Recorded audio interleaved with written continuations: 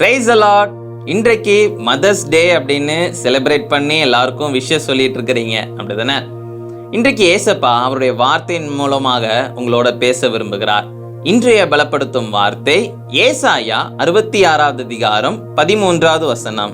Isaiah chapter 66 verse 13. ஒருவனை அவன் தாய் தேற்றுவது போல் நான் உங்களை தேற்றுவேன். As a mother comforts her son, so will I comfort you. ஹல்லேலூயா. ஒரு தாய் தன்னுடைய பிள்ளைய தேற்றுவாங்க, ஆறுதல் படுத்துவாங்க.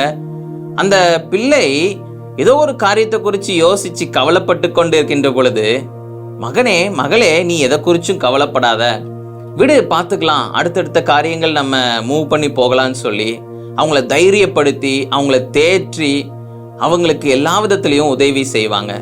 தாயோடைய குணம் தன்னுடைய பிள்ளை எதை குறிச்சும் யோசிச்சு கவலைப்படக்கூடாதுன்னு சொல்லி அவங்கள ஆறுதல் படுத்துகிற ஒரு குணம் அவங்களுக்குள்ள உண்டு.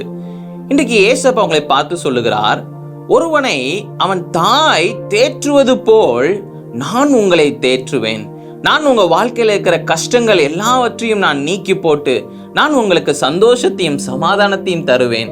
உங்க வாழ்க்கையில என்னென்ன கஷ்டங்கள் இருந்தாலும் நீங்க என்னிடத்துல வந்து சொல்லுங்க, நான் உனக்கு அதுல ஒரு விடுதலையை தருவேன் என்று இயேசு உங்களை பார்த்து சொல்லுகிறார்.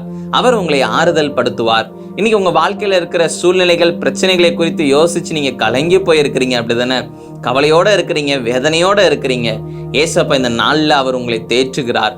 அவர் உங்களை ஆறுதல் படுத்த விரும்புகிறார்.